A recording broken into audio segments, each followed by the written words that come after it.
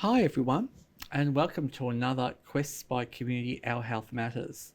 I'm Ricky Spencer, and today we're going to talk everything about health economics. Why do we need to consider things like the economies of health when it comes to equity and access and participation? And how can we use the skills of perhaps a health economist to help us understand how we can better manage the resources that have been allocated in our communities so we can all make sure that we have access to quality of care that's personalised and centred. And today we're very fortunate to have Dr Karinna Saxby from the University of Melbourne, who's one of the leading researchers in the field of health economics. Welcome. Thank you so much for having me. Lovely. So just tell us, before we begin the whole journey, what is a health economist? Okay, so health economics is a very broad field, but I think your introduction was actually really good. When we're talking about we have a finite set of resources and we want to best understand how to allocate those resources in a cost-effective way. And those resources apply also to health. So if we think about the communities having a given level of health, we want to do whatever we can in a cost-effective way to optimize and maximize that health across the community. How did you become involved in this space? Like, what led you to thinking, I want to work with health? So I have a sort of a strange journey to economics. I actually started off doing engineering and science and was doing microbiology, that kind of research. And specifically, I wanted to make a difference on people's health, and I thought it would be through that way. But then I was working, in the lab day after day, and I was like, oh, this molecule is never going to make a difference on someone's lives. It'll get to like phase 3 clinical trials and just fail, and I'll never see it make an impact. So I sort of moved away from science then, and I actually started doing consulting, and I did that at KPMG for a bit of time. And while I was there, I was working in the health, aging and human services bit, and then I sort of met some people who were doing health economics, and I got really interested in it through that.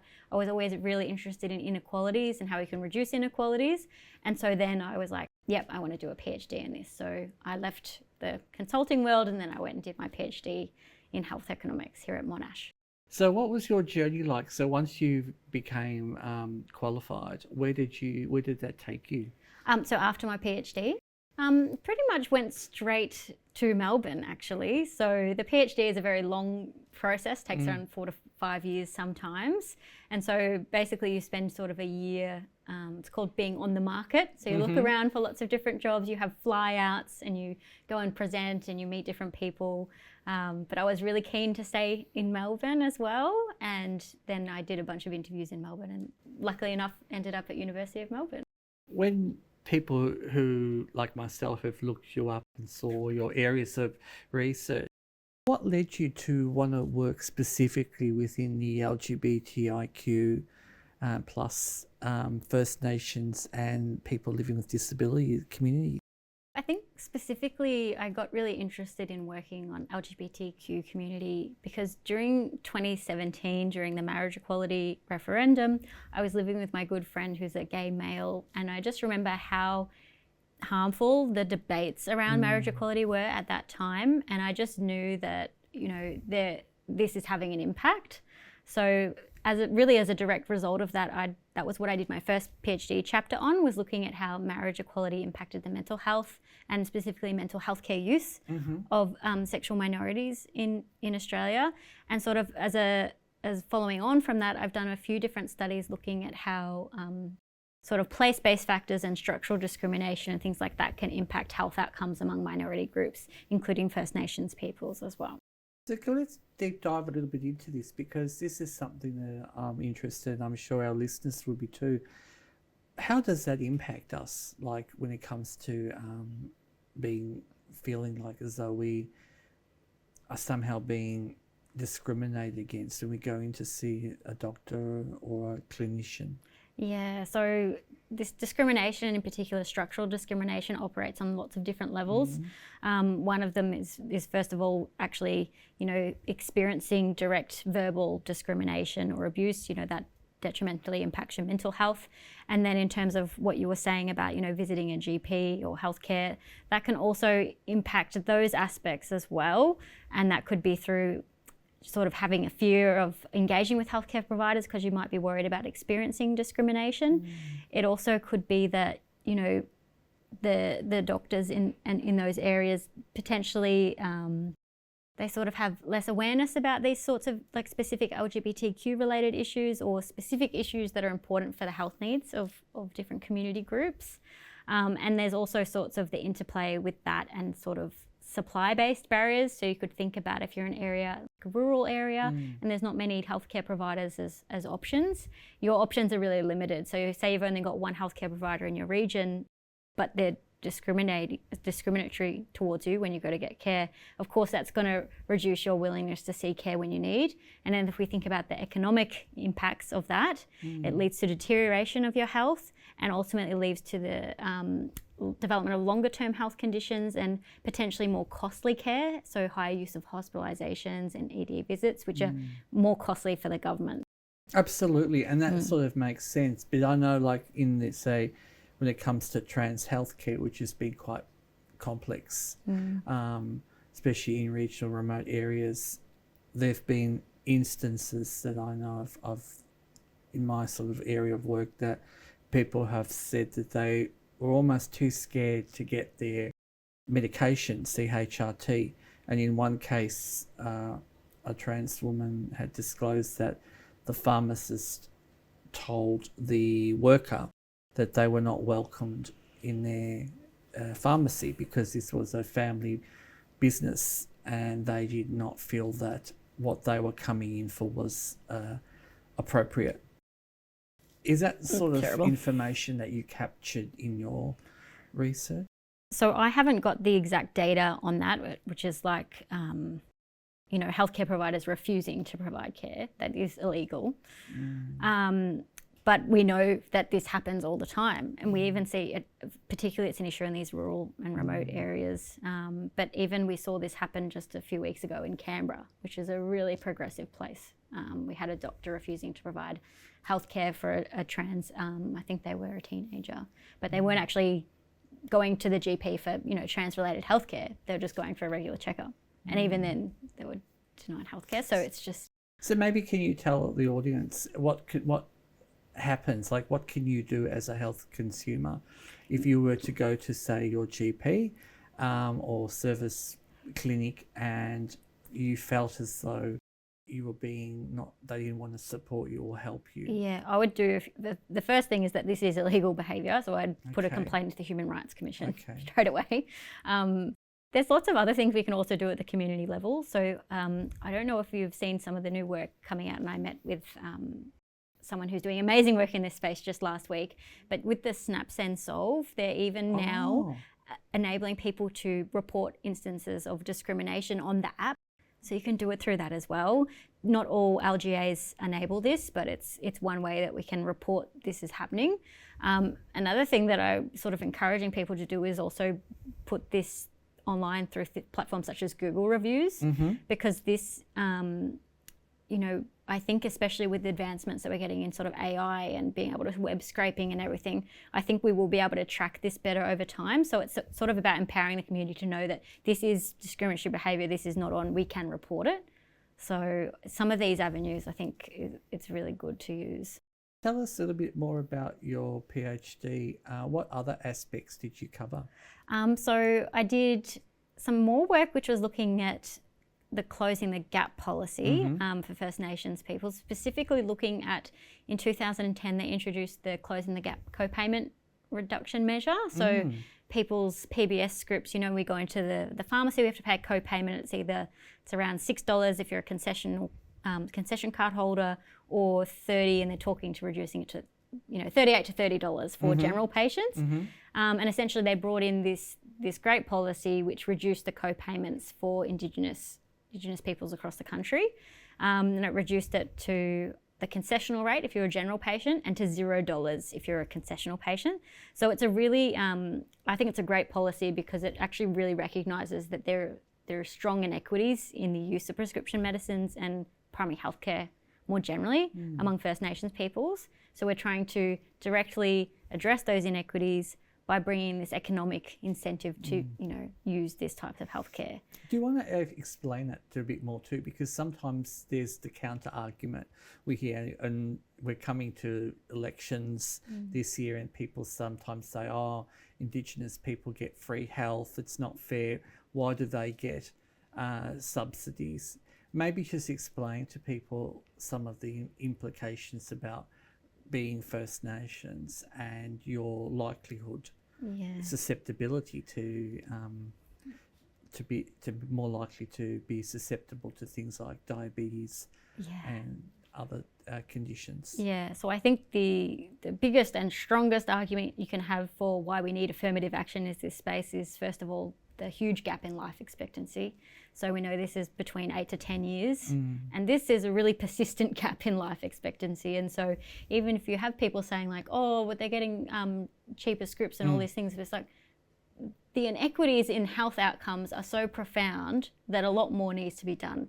And if I just focus on the economic argument in itself, not the human rights issues associated with these inequities, but just the economic argument, it makes good economic sense to try and reduce these inequalities in primary healthcare use, prescription medicine use, GP visits, funding Aboriginal controlled community health organisations to try and reduce these disparities, because those disparities cost a lot of money if we just think about it that way.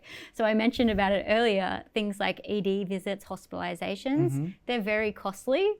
So by reducing these inequities in primary healthcare access and improving, social and emotional well-being, earlier on in the life course, we will reduce these health inequalities and actually reduce costs. So if we try and think about it to try and encourage the taxpayer, just think about it that way. It's actually, this is a cost-effective approach.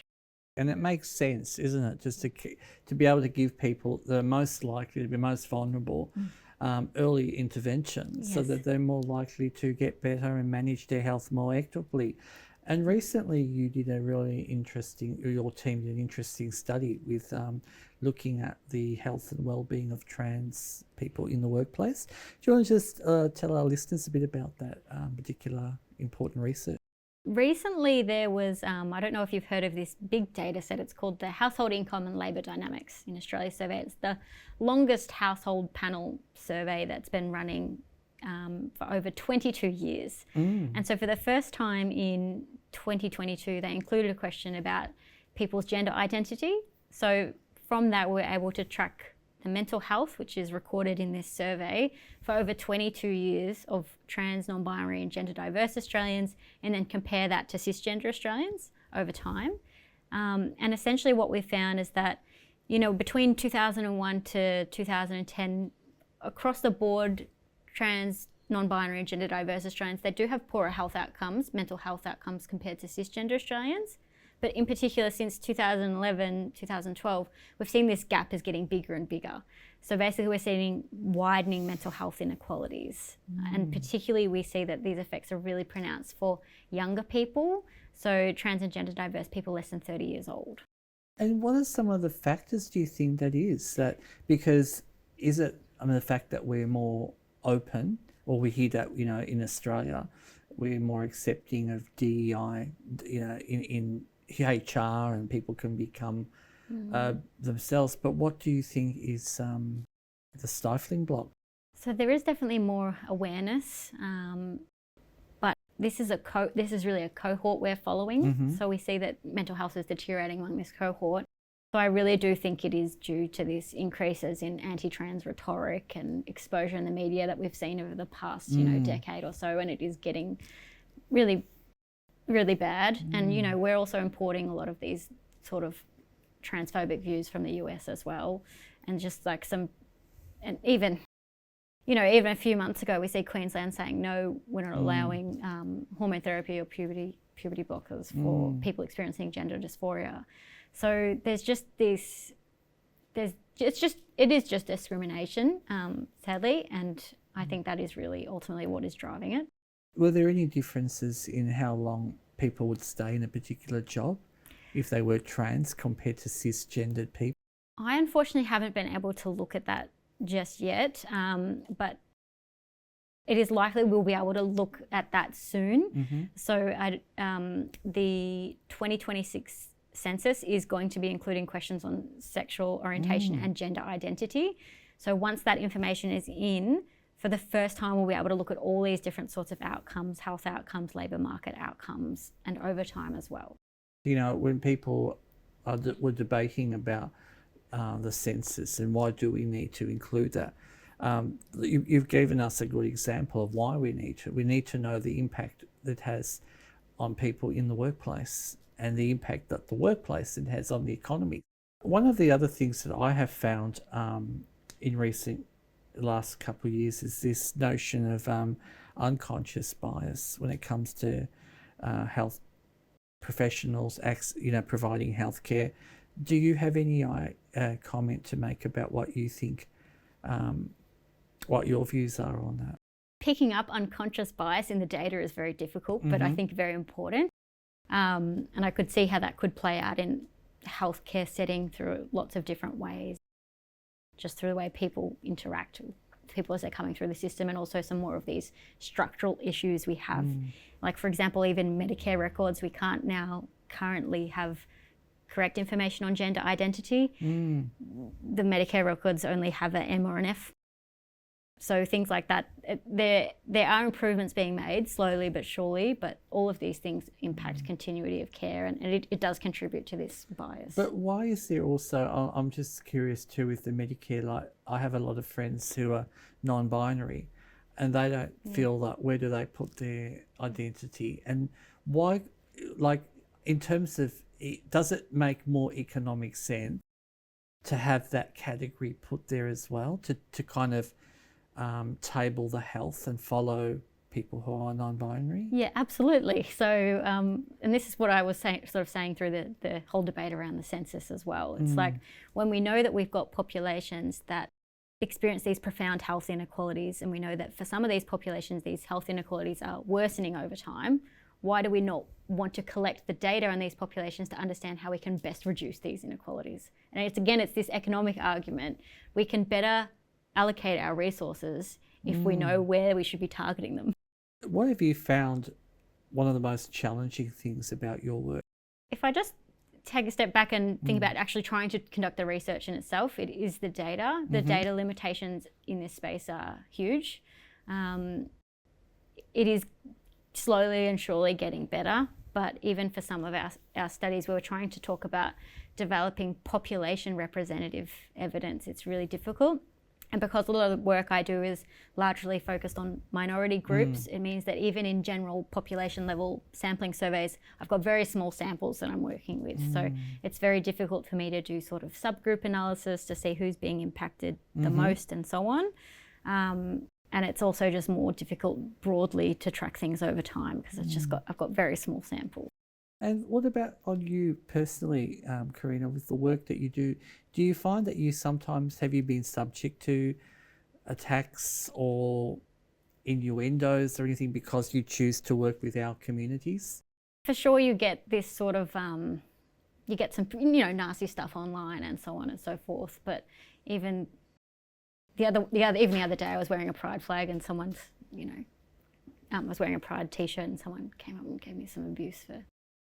You're just thinking, in this day and age, and then I was thinking, snap, send, solve, report. Yeah. But yeah, it's terrible. But that's what people, minority groups, especially in Australia, are experiencing every day. And that expression, "death by 1,000 cuts."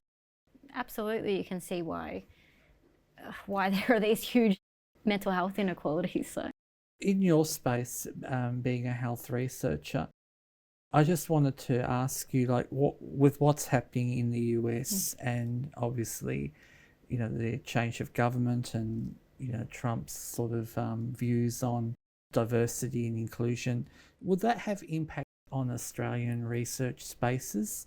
Is that something that people at your level are concerned? We're very worried about that. Some of my friends have research that is funded through the big US funder, which is NIH, and they've had funding removed. One of my collaborators, he set up the LGBTQ lab through Vanderbilt University. Just last week, he had his grant removed because he wanted to look at same-sex marriage in the US. The money's just taken away. So, you know, these are people I collaborate with, and it for sure will impact the research. But I think it's more than ever, we need to try and, you know, push back on that. We've got to keep up. And for me especially, it just actually drives me even to do this stuff even more, you know what I mean? So I've got a lot of work now that I just really want to get out there as soon as possible, because I want the evidence base out there. And I feel like that's as much as you can do, is try and put as much out there to combat the misinformation. And what about for those people who are listening, you know, young people who are thinking, oh, I want to do what Karinna's doing. How do I become a health economist? What advice would you give those to people listening? How can they get into your field of work? Okay, so if we're thinking high school level. Finishing high, getting into uni. Okay, getting into uni. Do maths. Maths is very important. Okay. So basically, economists care a lot about what's called causal inference. So we really care about trying to disentangle what's an association versus what's in a causal effect, so we can have really robust evidence. So maths and very strong sort of coding skills are very important. So I would probably be suggesting doing those sorts of things. ChatGPT can teach you a lot about coding these days, so get into that. Oh, okay, well there you go, everyone.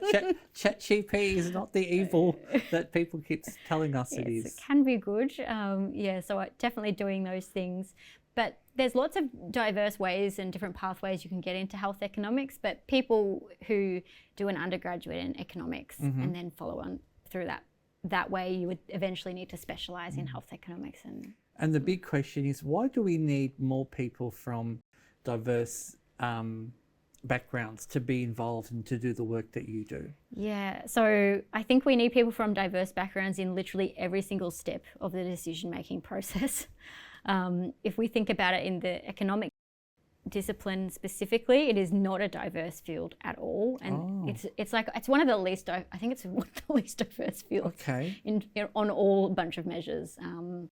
But so hopefully getting better. If anyone wants to do a PhD with me, come and do that. Well, there you go, everyone. For those that are up to that stage, it'd be wonderful to be supported, because I know Karinna personally is a wonderful researcher who does care. And leading on from that, one thing that I'm very passionate about at the moment is encouraging people from our community and other communities to become involved in research.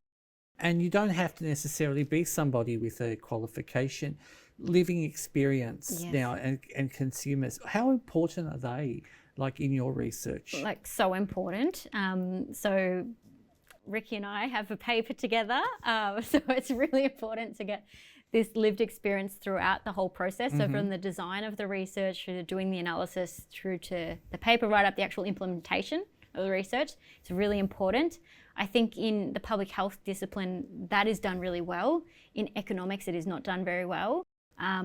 But I think it is incredibly important, and it is improving. But it is things like having members of the community involved in all steps of the process. Now, what about you as the researcher? What's your latest project that you're working on? So the one that is like the one I'm most passionate about right now is I'm looking at the mental health impacts of gender-affirming hormone therapy on trans and gender diverse Australians. And this is a work in progress, but basically what I'm finding is that it has huge positive mental health impacts on trans and gender diverse Australians, and also reduces mental health care costs. So really important paper. We've got this big review on the NHMRC clinical guidelines pertaining to gender-affirming hormone therapy for adolescents. So I'm really hoping to get this paper out as soon as possible so that it can be incorporated into this review and hopefully inform the guidelines. That sounds exciting. And what we'll do is obviously we'll put some links up to some of your research, especially in this area, because I know there'll be a lot of parents with trans kids and trans people like myself would be very interested to hear about the importance of hormones in our health and well-being. Karinna, it's been such a wonderful journey to have you on our show today, Our Health Matters. I feel as though we've briefly covered some of the important areas of what health economics is and what it can do. On behalf of the community, I just want to thank you so much for the work you do, that the care and the authenticity that you do give us, and you're giving us hope. You know, we need more people like yourself who can really help build the knowledge base.